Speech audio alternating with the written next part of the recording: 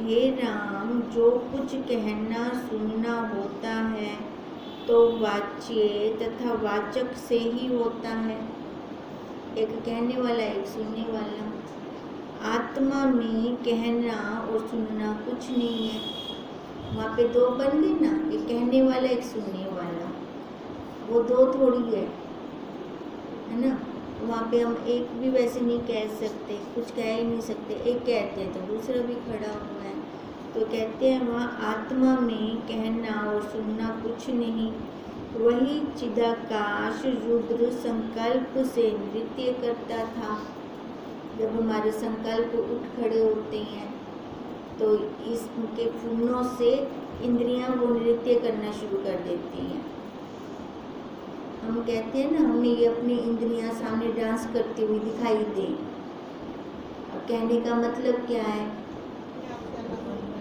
अब दिखे ना, अब जब कोई फुन्ना उठ रहा है, ये क्रिया करनी है तो दिखे ये कर रहा है, मैं देख रहा हूँ। जैसे सुवर्ण भूषण होकर भासित होता है, वैसे ही चिदाकाश संकल्प से आकार होकर भासित होता है। दूसरा कुछ नहीं बना। मैं, तुम और जगत, चेत्य और अचेत्य सब वही रूप है, उसमें शब्द ही नहीं पूरा। ये जितना कुछ हम शब्द लेते हैं आपस में व्यवहार करने के लिए लेते हैं। अब जैसे हर आकार का नाम रखा गया, क्यों रखा गया? नहीं तो फिर बुलाएंगे कैसे, क्रिया कैसे होगी, कर्म कैसे होगा? कहते हैं ये संसार का दिया हुआ संसार में ही रह जाएगा, साथ नहीं जाता। जो अपना स्वरूप है उसके लिए कोई शब्द ही नहीं है, कौन से उसको शब्द से बुलाएं? जैसे स्वप्न में नाना प्रकार के शब्द भासित होते हैं पर वास्तव में कुछ भी नहीं बना, पत्थर की न्यायी मौन है, वैसे ही जागृत जगत में भी जितना शब्द होता है सो सब स्वप्न है और कुछ बना नहीं। इस स्वप्न में जितने भी शब्द हो रहे हैं किसी अर्थ के हैं, वो किसी अर्थ के नहीं है। कहते पत्थर के समान मौन है। अब ऐसे ही हमें सामने इस जगत का बता रहे हैं, यहाँ पे जितने भी शब्द होते हैं किसी अर्थ के नहीं है। जैसे हम एक पहले कह रहे थे कि पानी का जो शब्द होता है वो किस अर्थ का, शोर तो करता है ना वो, पर उस शोर का कोई अर्थ है, कोई मायने है? कुछ नहीं है। अब ऐसे ही इस जगत के शोर का कोई अर्थ ही नहीं है, कोई मायने नहीं है। ये सब स्वप्न की तरह है।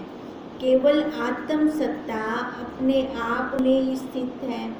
जैसे आकाश अपनी शून्यता में स्थित है, वैसे ही आत्म सत्ता अपने आप भाव में स्थित है। कहते हैं आत्म सत्ता अपने आप भाव में स्थित है। अब ये भी एक भाव है। भाव जिसमें ब्रह्म हूँ, मैंने ये भाव बना लिया। अब ये वाला भाव तो बनाना पड़ता है, माँ बहन पत्नी वाला भाव हमें नहीं बनाना पड़ता, वो दृढ़ हुआ पड़ा होता है। कहते हैं ये आत्म सत्ता भी अपने आप में एक भाव है, भाव से होकर स्थित है, जहाँ न एक है, न द्वैत है, न सत्य है, न असत्य है, न चित्त है, न अचेत है, न मौन है, न अमौन है, और न कोई चेतने वाला है। चेत के अभाव सा केवल अचेत चिन्ह मात्र आत्म सत्ता निर्विकल्प रूप स्थित है कुछ भी नहीं। हम कुछ कह ही नहीं सकते वहाँ पर, खाली अचेत सा। अचेत को भी जो चेत रहे ना वो भी ऐसे ही है, उसको भी हम कोई शब्द नहीं दे सकते। हे राम, सबसे बड़ा शास्त्र का सिद्धांत यही है। इस दृष्टि से तुम मौन में स्थित हो। अब सबसे बड़ा सिद्धांत क्या बता रहे हैं? हाँ, कुछ नहीं बना, कुछ है ही कहना। खाली मौन है बस। जब अपने आप में आते हैं तो वहाँ कोई शब्द नहीं आता, हम उसको किस शब्द से बोलें? कहते खाली मौन हो जाओ, चुप हो जाओ वहाँ पर। हे राम, सब सिद्धांतों की समता है निर्विकल्प होना। अब निर्विकल्प समाधि कहते हैं हम। अब निर्विकल्प समाधि क्या होती है कि जब मन में कोई फूलना ना उठे, आंखें बंद करके बैठ जाने का नाम समाधि, वो वाली समाधि नहीं कह रहे। निर्विकल्प समाधि, जब कोई कल्पना ही ना हो मन के अंदर, कुछ उठे ही ना, और हम जागृत अवस्था में इसको अलग देख रहे हो, यही हमारी समाधि है, निर्विकल्प समाधि। जैसे पत्थर की शिला मौन होती है, वैसे ही चैत्य से रहित होकर जो कुछ प्रत्यक्ष आचार प्राप्त हो उसमें वृत्त होना और सदा आत्म निश्चय रखना। अब निर्विकल्प समाधि क्या हुई? जो प्रारब्ध वश में आ रहा है वो कर्म भी हो जाए, उसमें फंसे भी ना। अब यही मौन है, यही अपने आप में बैठना है, इसी का नाम परम मौन है। सब क्रिया होती रहे पर अपने से कुछ ना देखना। जैसे नट स्वांग भरता है और उसके अनुसार ही विचरता है। जैसे एक्टर को कोई पार्ट दे दिया जाए, तूने ये वाला रोल करना है, वो वही रोल करेगा, अपने से कुछ नहीं करेगा। कहते हैं ऐसे हमारी जो ये प्रारब्ध चल रही है ना, ये रोज का हमारा जो नया पेज खुल रहा है ना, ये तेरे को एक्टिंग करनी है। उसमें तेरे को माँ भी बनना पड़ेगा, पत्नी भी बनना पड़ेगा, बहन भी बनना पड़ेगा। अपने से कुछ मत करना। अब अपने से कुछ मत करना का मतलब क्या? स्वरूप से तो कुछ होता नहीं। अगर मतलब अपने से कुछ मत करना, जो पेज खुला है उसको देख के तू कर दे, उसमें जुड़ मत जाना, उसमें जुड़ना नहीं है। जुड़ेंगे तो कर्म बन जाएंगे, है ना। तो मतलब अपने से कुछ नहीं करना। वहाँ पर हमें जो पेज खुल गया, जो सामने आ गया, वैसा हमने व्यवहार कर देना है, पर अपने से कुछ नहीं करना हमने। परंतु निश्चय उसका आदि शरीर में ही होता है। अब नट की बात बता रहे हैं, वो जो स्वांग रचता है, उसको जो दिया जाता है पार्ट, तूने ऐसे करना है, वो उसी रोल में ही रहता है, उससे वह चलायमान नहीं होता। वैसे जो कुछ अनिश्चित प्राप्त हो उसको यथाशास्त्र करें। मतलब जो भी सामने से परिस्थिति आ रही है उसको समझ से कर दें, उसमें लय न हो जाए। परिस्थिति में लय होते हैं तभी दुख लगता है, जब हम लय ही ना हो तो। और बुद्धि में ये दृढ़ता हो कि यही मेरा प्रारब्ध का आज का पेज है, यही मेरा कर्म है, कर्म मैं कर रहा हूँ। अब कहते हैं उसको यथाशास्त्र करें, परंतु अपने निर्गुण निष्क्रिय स्वरूप से चलायमान ना हो। याद रहे, हमेशा याद अपने स्वरूप का रहे, हमें उसी अद्वैत स्वरूप में स्थित रहे। राम ने पूछा, हे भगवान, वह रुद्र क्या था और वह काली शक्ति क्या थी? उनके अंगों का बढ़ना, घटना और नृत्य करना क्या था? राम जी ने पीछे प्रश्न किया था ना, जब वहाँ पर लय हो गया तो ये आकार कैसे बच गए? ये भी तो लय हो जाने चाहिए थे। अब वशिष्ठ जी ने क्या आंसर दिया? ये हमारे खाली मन के भावों के हैं, ये हमारे संकल्पों से हैं, बनना कुछ नहीं है। अगर जो बनेगा वही बिगड़ेगा ना, जब बना ही नहीं तो लय क्या होगा? अब राम जी ने अब ये दूसरा प्रश्न किया कि वो रुद्र जो था क्या था, काली क्या थी, काली शक्ति वो क्या है, और उनके अंगों का बढ़ना और घटना, नृत्य करना क्या था, और वस्त्र से क्या थे, सो कहिए। वशिष्ठ जी बोले, हे राम, शिव तत्व ही आकार होकर भासता है। वो तो कब से यही बात बोल रहे हैं बार बार राम जी प्रश्न पे प्रश्न करी जा रहे हैं, पर वशिष्ठ जी सारा कुछ ले करके ना उसी को बोलते हैं। कहते जितने इन्हें आंखों से दिख रहा है वो सारा वही दिख रहा है, वही अपनी ब्रह्म सत्ता ही दिख रही है, और कोई आकार नहीं है ये। वह चिन्ह मात्र अमल विद्या और अविद्या के कार्य से रहित है, उसको हम ज्ञान या अज्ञान नहीं कह सकते। शांत और अवाच्य पद है। यह संज्ञा भी संकल्प में तुमसे कही है। कहते जितना कुछ कह रहे हैं ना उसके इर्द गिर्द घूम रही है, संकल्प से उसको कुछ ना कुछ हम कह देते हैं। अब जैसे उन्होंने शिव बोला, रुद्र कौन थे, काली कौन थे, कहते ये है तो सारे वही, पर जैसे ए फॉर एप्पल देखकर हम चलते हैं भी उसी को ही हमने पहले बता दिया आकार। कहते जो शिव का आकार है ना वही शिव तत्व है, वह वही रूप है। आत्मवेता आत्म पद को अवाच्य पद कहते हैं। आत्मवेता आत्म पद को अवाच्य पद कहते हैं, जिसको हम कुछ कह ही नहीं सकते, जिसके लिए कोई शब्द ही नहीं है। तथापि मैं कुछ कहता हूँ, कहते हैं उसको आत्मवेता ने उस पद को तो अवाच्य कह दिया, पर जो तेरे प्रश्न हो रहे हैं ना उसके लिए मेरे को कुछ कहना पड़ता है, नहीं तो वहाँ पे शब्दों का है ही नहीं, और शब्दों से हम कुछ कह ही नहीं सकते उसको। हे राम, केवल आत्म तत्व मात्र जो चिदाकाश है वही शिव भैरव है। अब उन्होंने पूछा ना वो भैरव कौन था, तो अब कहते हैं वही तत्व ही भैरव है।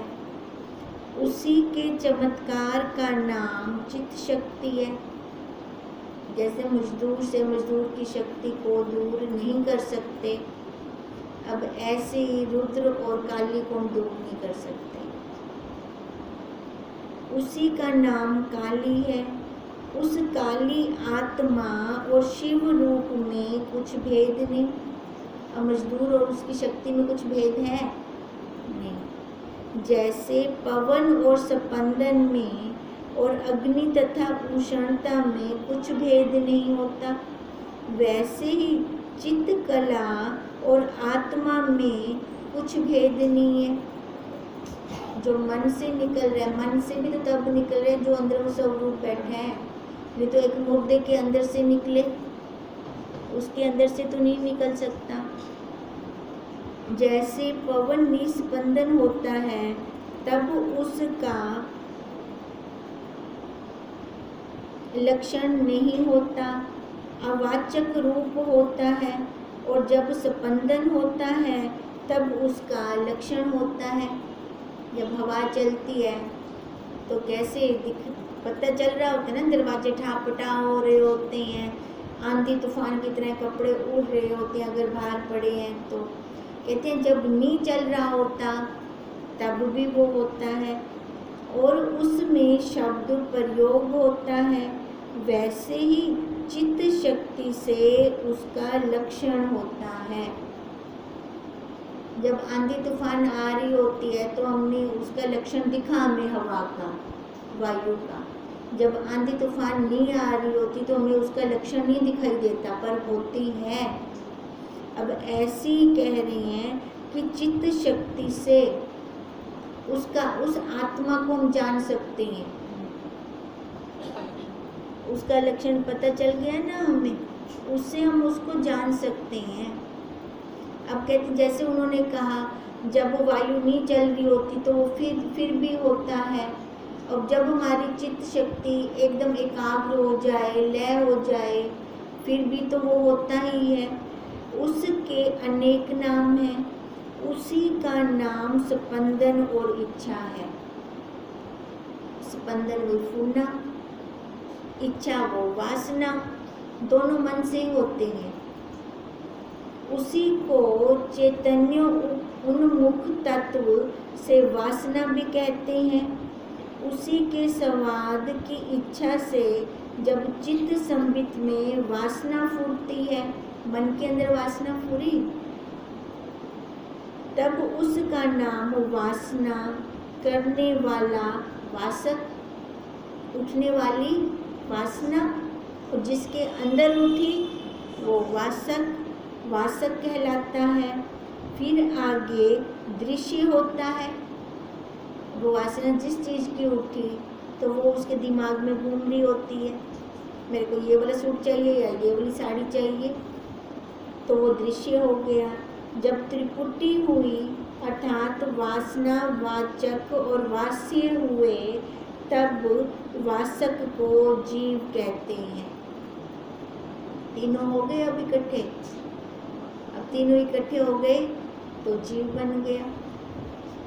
अब ये ब्रह्म से जीव बनने में इसको टाइम ही ना लगा, तभी वो बार बार कह रहे हैं अपनी वासनाओं को खत्म करो, मन को एकाग्र करो, निर्विकल्प होवो, फिर जाकर हमारा स्वरूप जो है पड़ा हमें उसकी अनुभूति होगी। जो जीव तत्व भाव लेकर स्थित होता है तब उसको यह भावना होती है। कौन सी भावना? ये वाचक की, वासना की, और जो समान वस्तु हो गई उसकी, ये त्रिपुटी बन गई उसकी कि मैं फिर जीव हूँ। तब जाके उसको ये सारा कुछ लगने लग जाता है, और मेरा नाश तो कभी होता ही नहीं, चाहे वो जीव बने चाहे ना बने, है ना। अपने स्वरूप का कभी नाश होता है? इस इच्छा से जीव कहता है चित्त। अब देखो, जब कुछ इच्छा होती है, एक संत थे, उन्होंने अपनी पत्नी को कहा था कि जब तक मेरे खाने की वासना मेरी रहेगी तब तक समझ लेना कि मैं इस संसार में हूँ, इस जगत में हूँ।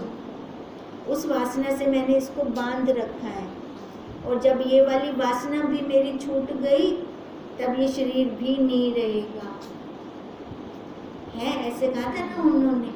तो अब एक दिन ऐसा आया कि उन्होंने खाने से मुंह मोड़ दिया। उनकी पत्नी समझ गई कि अब ये रहने वाले नहीं है, इनका शरीर छूट जाएगा। अब वो वासना से उन्होंने बांध रखा था इस शरीर को, वो तो उन्होंने जान के बांध रखा था इस शरीर को। और हम लोग क्या करते हैं?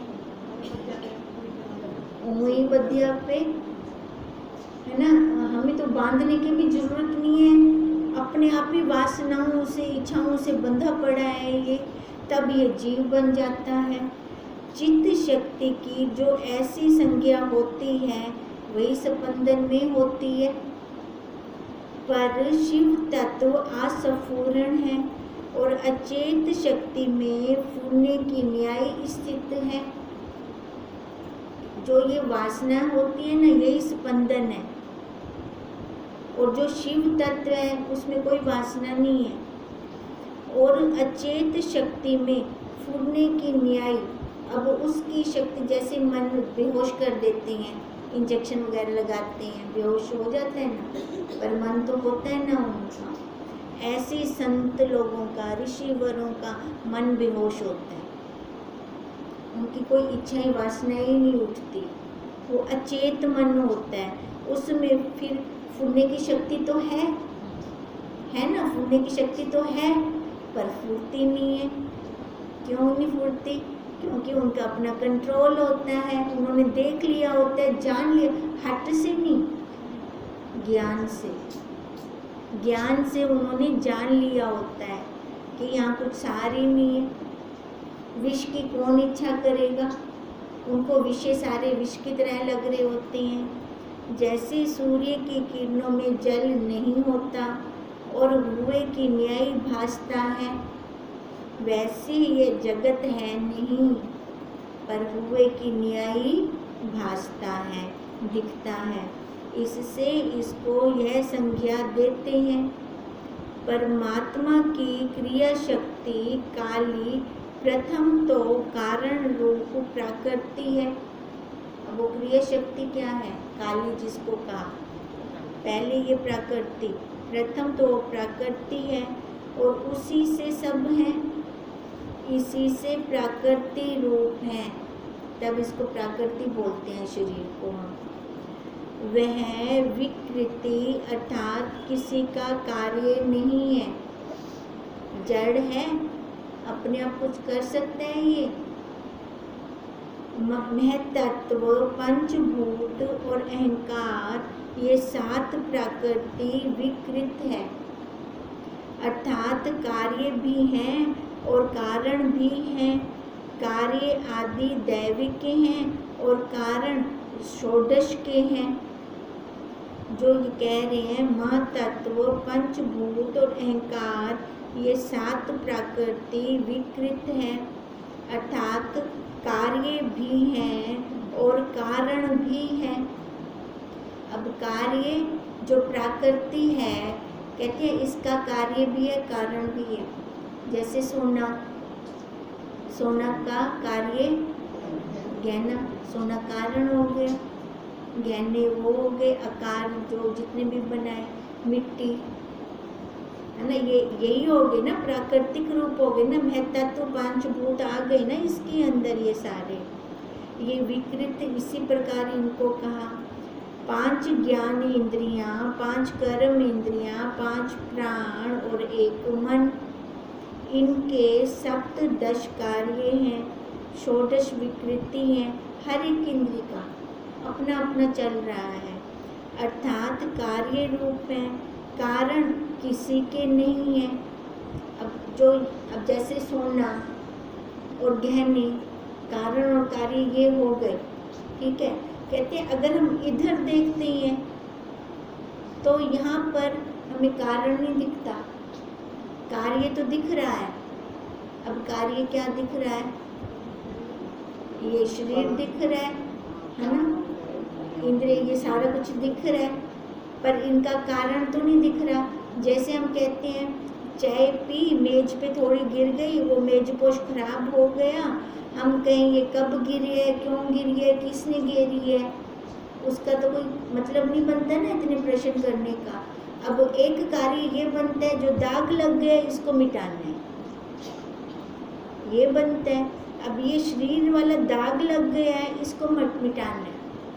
कब ये आई, कितने युगों से घूम रही है, अब वहाँ तक मैं खोज करूँगी तो पहुँच नहीं पाऊँगी, ना मेरे को पता लगेगा, टाइम वेस्ट हो जाएगा सारा। दाग तो दिखता पे, ये शरीर रूपी दाग तो दिख रहा है, मेरे को ये दाग मिटाना है, बस यहाँ पे फोकस करना है अब मेरे को। अब ये दाग मिटाने के लिए मेरे को क्या करना पड़ेगा, वो गुरुदेव हमें दे रही है, महावाक्य दे रही है कि तेरे को ये अपनी बुद्धि के अंदर बिठाना पड़ेगा कि मैं ये नहीं हूँ, क्योंकि ये भावों का ही चल रही है सृष्टि, भाव में सृष्टि है, ये भाव में सृष्टि के अंदर तेरे को ये भाव बनाना पड़ेगा, ब्रह्म वाला, मैं ब्रह्म हूँ। अब इसलिए कहा कि यहाँ कारण तो नहीं दिखता, कार्य तो दिखता है। इससे कारण कार्य में जितनी द्वैत कल्पना है वह सब चित्त शक्ति में स्थित है। ये सारी कहाँ पर है? मन के अंदर है हमारे। जब यह निष्पन्द होती है तब तत्व रूप शिव पद में निर्वाण हो जाती है। अब जैसे हम कह रहे हैं दाग दिखदा पे, तो ये 2 बन के बोल रही है, दाग दिख रहा है, ये शरीर रूपी तो 2 बने बैठी है। कहते हैं ये तब तक दिखेगा हमें जब तक निर्वाण नहीं होता। निर्वाण नहीं होता मतलब जब तक मरते नहीं तब तक नहीं, जब तक हम अपने स्वरूप में नहीं आते। जब अपने स्वरूप में आ जाएंगे तब हमें ये नहीं दिखेगा, फिर हमें अकेला शिव तत्व, वही पद, वही दिखेगा और वही हमारा निर्वाण है। और यहाँ पर कारण कार्य सब भरम फिर मिट जाते हैं। तब तक कारण कार्य है ना, जब तक 2 दिख रहा है तब तक गहना और सोना है ना। जब एक दिखेगा तब खाली सोना सोना रह गया, कार्य तो ना दिखा। अब ऐसी जब द्वैत से हम एक में आ जाते हैं, एक भी कहने के लिए बोल रही है, नहीं तो एक कहते हैं तो दूसरा साथ में खड़ा है, कहते हैं तब हम उस शिव तत्व में हैं, उस शिव पद में स्थित हैं। और वहाँ पर फिर ये भ्रम नहीं रहेगा कार्य और कारण का। जब तक दो पे दृष्टि है तब तक कारण और कार्य है। जब ये दो से दृष्टि हट गई, सीधा उसी तत्व पर हम आ गए। ओम तम नमामि।